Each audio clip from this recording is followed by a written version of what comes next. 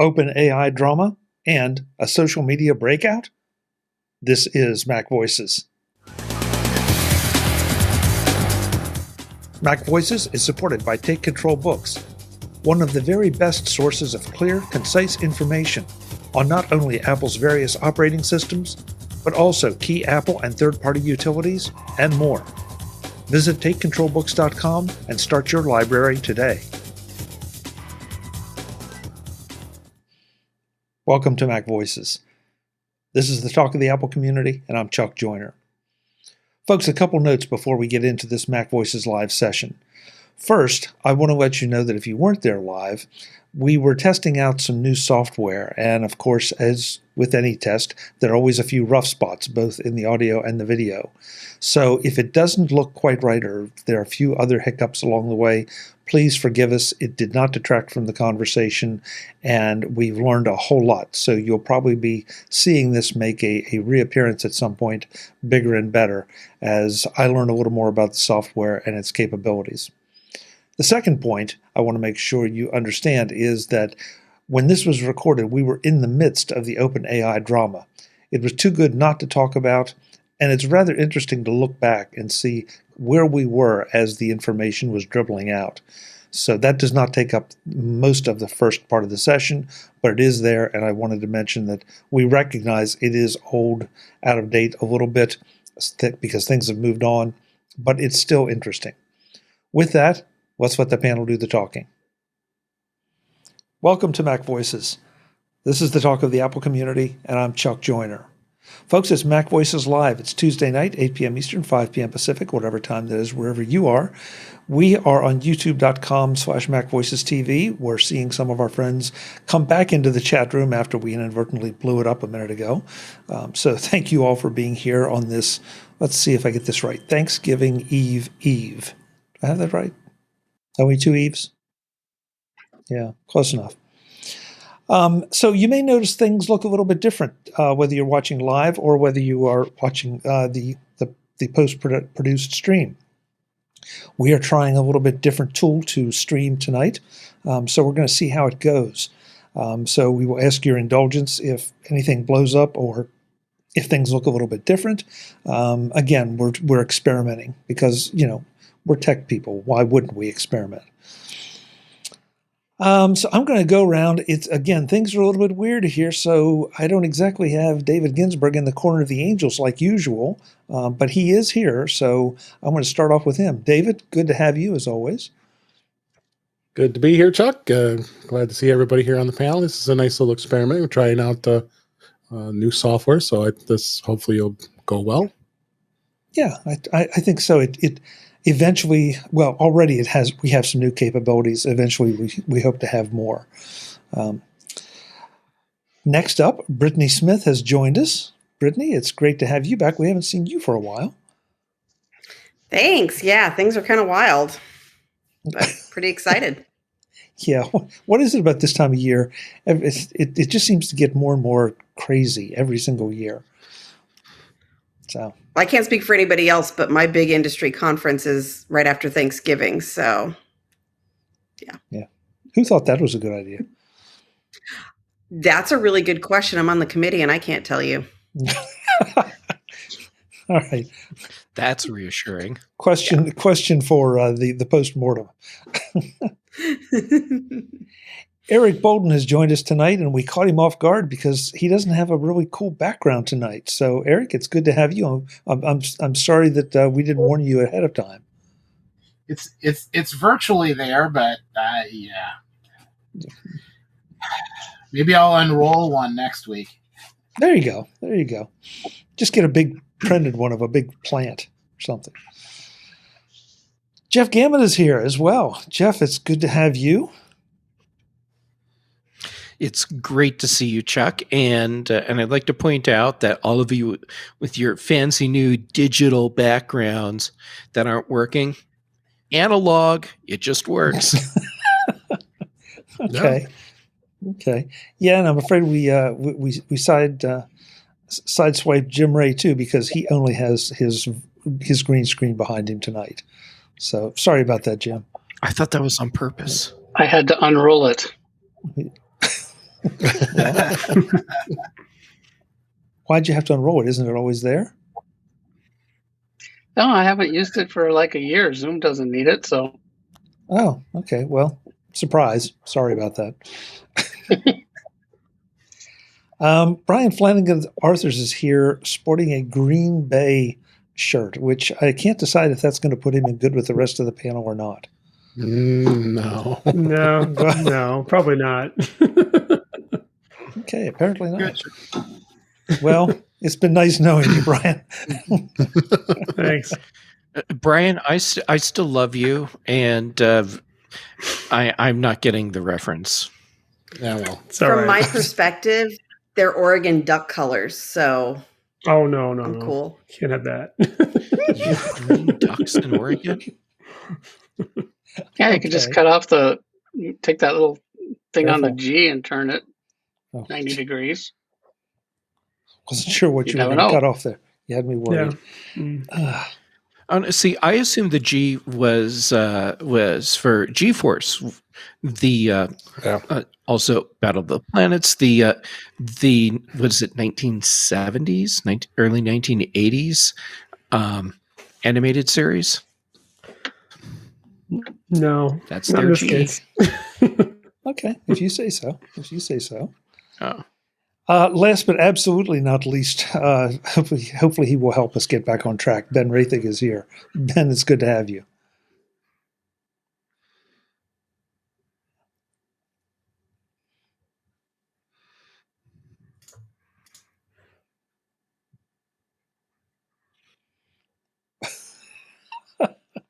Well, I'm sorry about that. I've wanted to try this. Dave, I believe Dave and Jeff were the two that I corralled in one night to give this a little bit of a test, and it worked pretty well.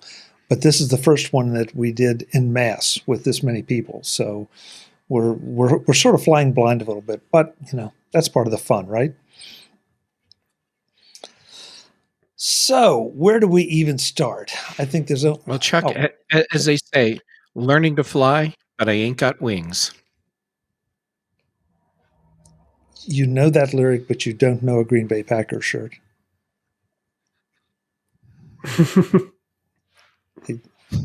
Priorities, Yes. Chuck. And Okay. All right. I don't even know. I feel like we have to talk a little bit about the OpenAI situation, but I also am hesitant to spend too much of the show on it because it seems to be evolving like every hour. There's a new press release or new something that comes out.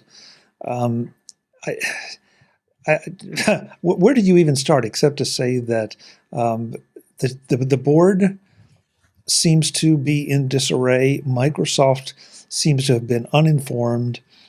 Companies seem to be forming and disappearing before our eyes as the options get exercised by everyone. I mean, what is your take on all this? Ben, I know you've been watching it because you were commenting a little bit, you and Jeff both. You guys have any insight or any thoughts on where we are and what might happen?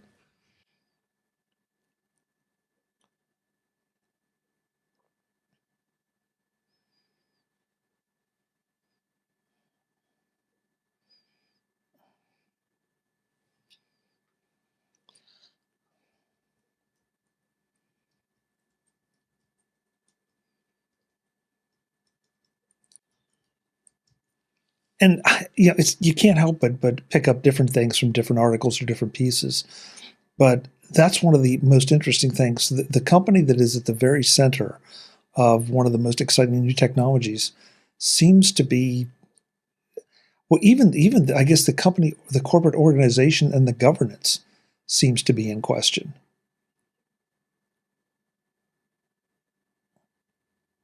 Jeff?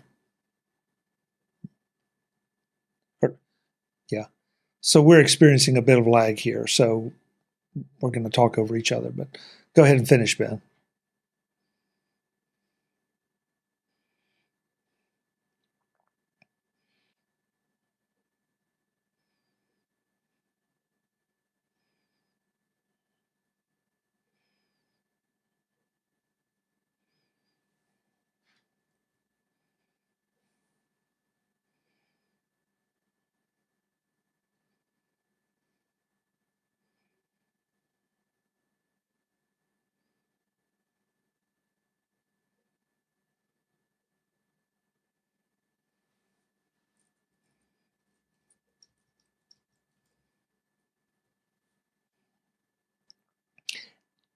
And one of the board members who apparently was part of this ouster has also said that he wants to go back and be working with the whole team again, or even if they move or start a new company, or apparently even fall in under Microsoft's wing, which, now he's embarrassed. Now he's apologizing and is embarrassed by his participation in this.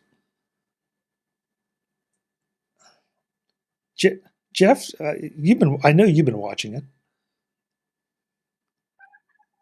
I have been, and I've been making popcorn over and over because it's just that kind of thing. Okay, first, I want to know what happened behind the scenes that triggered the board to put out a statement that in legalese says, "We fired Sam because he's lying to us." And so, yeah, I would love to know what's going on with that. My hypothesis in this moment, and it can change 10 minutes from now, for the outcome of this, is that everything on the OpenAI side is falling apart so quickly. They had their temporary CEO on Friday, and by Sunday they had a permanent CEO in place who was not the temporary CEO. Microsoft has given job offers to Sam and several other people, and has been pointed out, there's the open invitation to basically anyone that works at OpenAI to come and join Microsoft. It wouldn't surprise me, and like I said, in this moment, if within a month we're seeing the press releases about Microsoft is just buying OpenAI outright, and then would mean the current board, they'll just be gone. Oh, they can't. That's right. It's a nonprofit. I forgot about that part. Well, Microsoft, as an investor in the nonprofit, they're the 49%er. So they're the majority investor. And there's I can't remember who, but there's a couple others that are pretty big investors, and then some smaller investors. But yeah, Microsoft is the big name in this one. But one of the things that I saw, and I don't often do this, but I will recommend today's Tech Meme Ride Home podcast as a great summary of the events up until about, I guess about 11 or 12 today. But one of the points that he was making was that, let's see if I can say this right, that Microsoft is in this weird situation because they have contributed so much money to OpenAI, or bought in as much as they can, and that investment was looking really, really good for a little while, and now they are on the edge of having that investment just completely go away, and getting almost nothing for it, and having a lot of the team leave.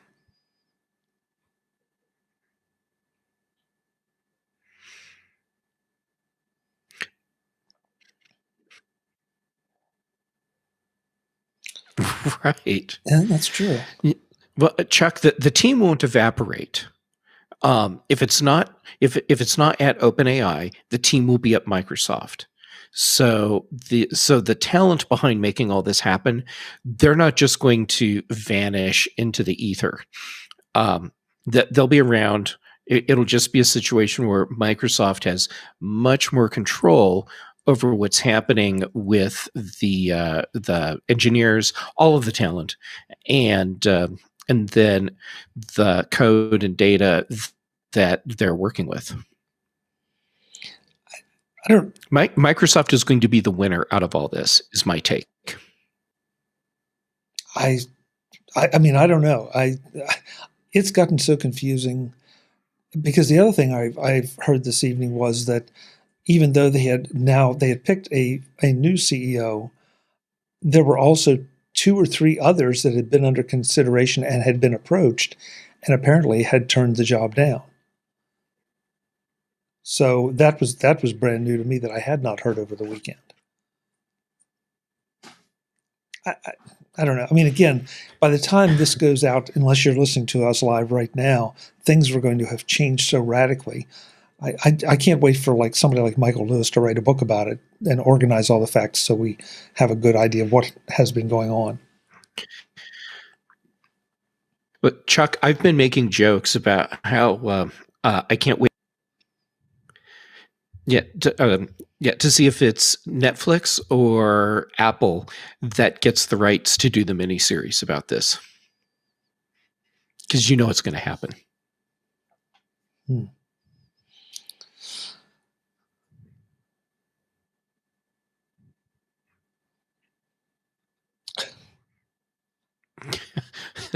I have not watched Succession, but yeah, it's playing out like Succession. So good. Little commentary there from Brian. Thank you, Brian. Well, let's move on to a few other things. Oh.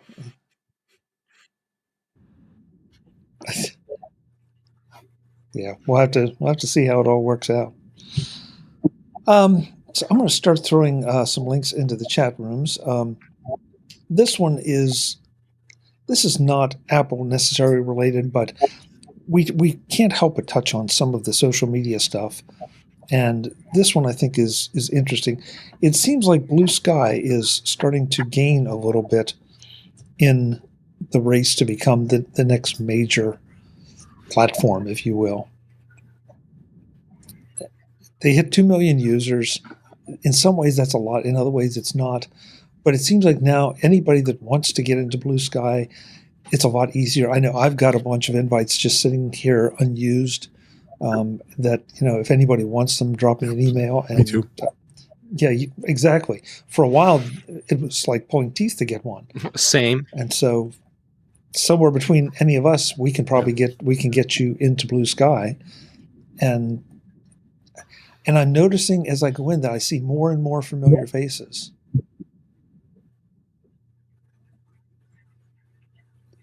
Is anybody else it definitely is experiencing picking up some pace. I think people are starting to get fed up with X, formerly known as Twitter, too. So maybe they're getting more traffic over there. So is Mastodon losing out because of this? I think everyone. Sorry, Jeff. Okay, so all the other social platforms win as each wave of users leaves X, and I have a feeling that for a while we're going to be in a situation where instead of having like 2 or 3 dominant players in this space, we're going to have a lot of players for a while. And they will all be successful in their own way until they're not, and then they'll start dropping. Like we saw, was it Pebble? Just recently took a dirt nap, and so we'll see them dropping along the way. But I think we're going to have a wider range of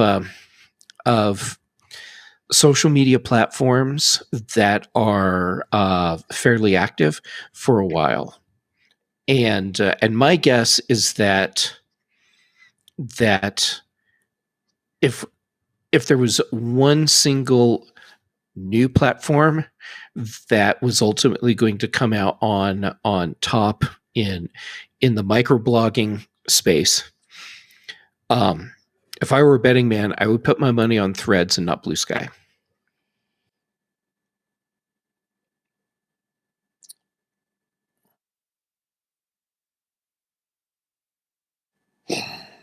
I'm quite surprised to hear you both say that, since it is Meta backed. That's a big part of why it's going to be one of the dominant players. Yeah. I mean, love Meta or hate them, they know how to deal with business customers. Okay. Yeah. Who will win is not the same as who should win either. It's not a vote for Facebook. It's just a acceptance. Excellent point. It is a good point, Brittany, but at the same time, they know how to deal with businesses, but the businesses want the consumers. And is Threads picking up enough of the consumers? And does Threads come with too much meta baggage to become widely acceptable? Since I'm not sure about anybody here, but I know a lot of our tech-oriented friends left Facebook in a huff a long time ago and have not returned. Yes, but we're in a bubble, and our tech friends that have left Facebook make up an incredibly small minority of users, like a small enough number that it has no impact on Facebook or Meta's bottom line. The general population, they may complain, but they complain about any social platform they're on. So Facebook is no different in that sense. Mm-hmm. And Meta nailed it with onboarding.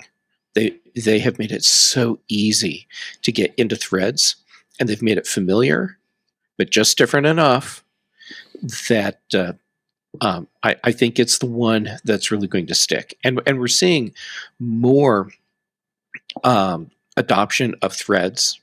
It had its initial burst, then dropped off, but has continued to grow. So it tracked exactly as a new social media platform that's at least currently successful should.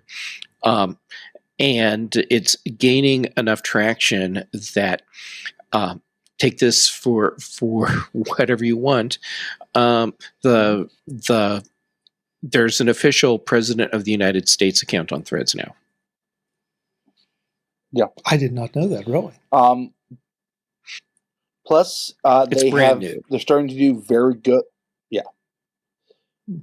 Plus, they're starting to do very well in the sports communities, and during the whole OpenAI kerfuffle, in many ways, Threads started to take the old place of Twitter.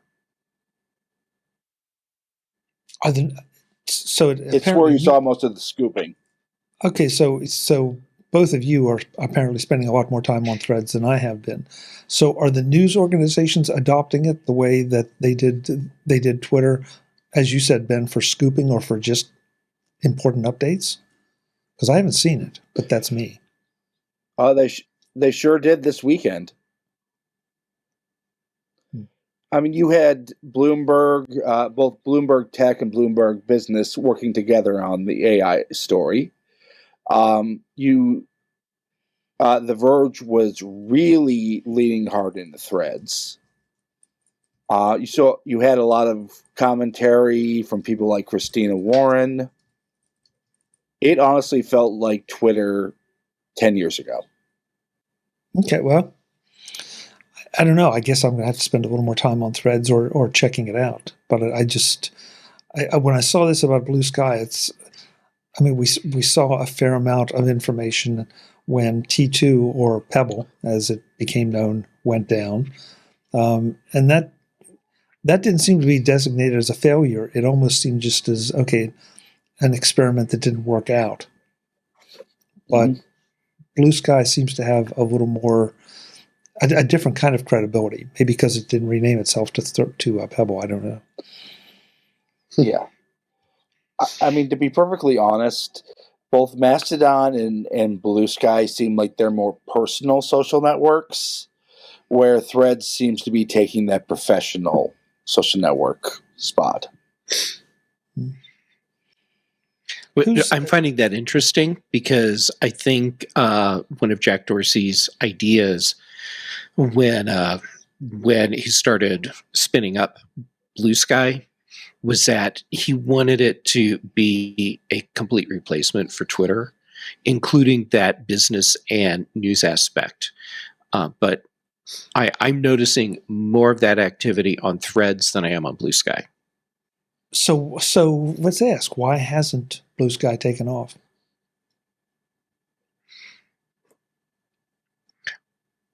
I think part of it's because it's a Jack Dorsey property. Do you want to elaborate on that? Okay, for people on the inside, they already feel that Jack Dorsey screwed them over on some level. For people that aren't doing the whole inside baseball thing with social platforms, they don't care. They don't even know who Jack Dorsey is. The only reason they know Elon is associated with X is because it was big news when he bought it. So they just don't care. But for the business decision makers, they already have a track record with Jack Dorsey doing all kinds of screwy things and being unpredictable. And why would they want to lean into that again if they don't have to? That's a fair point. It's a very fair point. I'm curious, show of hands, how many people here are on Threads? Okay, so not sure what Ben's doing. Why? Let's see. Rick, you're not. Eric, you weren't. Brian, you're not. Ben, excuse me, Jim, you're not. Did I have that right? So, just haven't gotten around to it. Just don't need another platform. Why haven't you gone on to Threads? Back when it was a big deal, you needed your own Instagram account, and I don't have my own Instagram account. That would be a showstopper right there. I don't know if that's still true, but it was when everybody cared about it. Eric, any particular reason?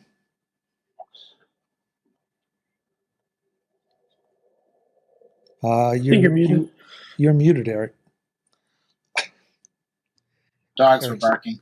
It used to be if you got onto Threads and then decided to leave, you would lose your Instagram account. They've decoupled it now, but a lot of people said, I'm not even going to touch that because I don't want to run the risk. Okay. Jim, do you just find, I think I know your answer. It's probably that developers are more on Mastodon than Threads right now. Well, I have no idea because I'm not on Threads. I've pretty much never been on Facebook or Instagram, so why would I get on Threads at this point? And so far, I haven't seen any. I mean, not saying I will never be on Threads. Who knows? But I don't need more social media time sinks. I have a Bluesky account. I just looked at it now because we brought it up, and I don't think I'd logged onto it for a month. I see I had 19 notifications, and they're all from Chuck Joyner. Yeah. There you go. Yeah, well, see, think of what you've been missing, Jim. No, I get those notifications on Mastodon.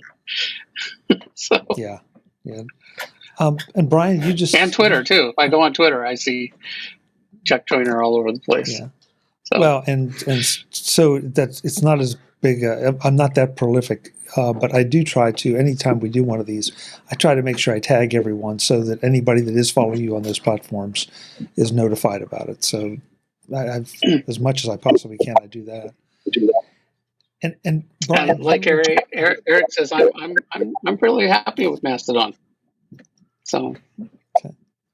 And Brian, you just don't use Facebook or anything that.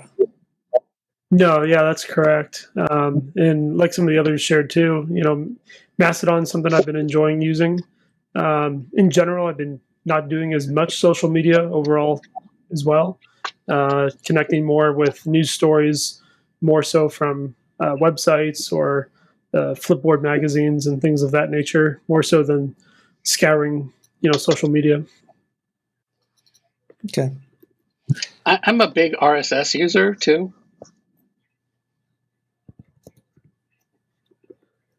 But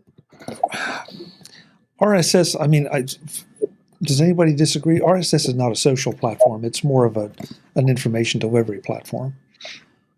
I agree. However, outside of our bubble, there are a lot of people who use social media in the same way that people like us use RSS, where it's a repository for news content. Yeah. Okay. And there's also a fair amount of, like, there's stuff I'll see on RSS, and then they'll have comments. So, there's sort of this fragmented, and hey, there's also YouTube. There's like a million different sort of separate communities in YouTube and comment threads, and which people encourage, like, comment below. And then people will get into discussions on the YouTube comment threads, and YouTube will email you when people reply to you. So I've actually had conversations with people in YouTube threads, which is not a very efficient way to do it, but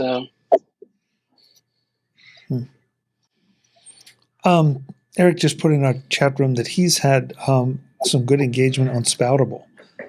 And I'm really curious about that, because Spoutable, we one night on MacVoices After Dark, it came up and a whole bunch of us that were there joined. And I have to say, I've had some decent engagement there as well. I tend not to think of it until I go to post something, but then I find that I do have some engagement. So, Eric, what has it just been casual engagement or subject-oriented engagement? Yeah, mostly casual. If I either throw up a picture or I comment on something, I almost always get at least something coming back. It's not quite the same as Mastodon because it's harder to kind of group topics. But it's not just going into the void. Good point. Yeah, I second that. I like their interface too. Well, Ben, you just said that you open up Bluesky and it's literally Twitter. I mean, I feel like Spoutable is that way to a large degree too. But then again, Pebble had that Twitter-like feel as well. Yeah. Threads doesn't. I think Spoutable is actually going beyond that, and they're coming with ideas to extend it, where Twitter just stayed the same for a decade. So I don't know. I noticed that Spoutable is now trying to think you can invest in Spoutable. Did you guys see that? No. You haven't been getting. I've been getting emails from them. They're doing WeFund. So you're doing crowdsource. I bet their emails are going into spam. Yeah. The truth is, they know who has the money, and they're just targeting Jim and Dave. I don't think so. Brittany, you're kind of quiet. I mean, I know you blew us all away one night when you said you were doing a lot more with TikTok. Are you on any of the Blueskys and the Spoutables at all? I mean, I exist on them because you invited me. I've not done much on them, but I haven't done that much on Mastodon either outside of during Apple events. So I'm not on social media perusing very often. I'm kind of busy. Yeah. Okay. The MacVoices Live panel is back next time to touch on a number of topics that included Apple's cutting down on Apple Music fraud, Congress questioning Apple and Jon Stewart, and more. That's next time on MacVoices. I'm Chuck Joyner. I'll see you then. Thanks for watching. Visit MacVoices.com for show notes and to connect with Chuck on social media. Get involved in our Facebook group or like our Facebook page, and get more out of your Apple tech with MacVoices Magazine, free on Flipboard and on the web. And if you find value in it all, consider supporting us through either our Patreon campaign at patreon.com/MacVoices or making a one-time donation via the PayPal link on our front page and in the show notes of each episode. You will join these fine people who help bring you Mac Voices each month.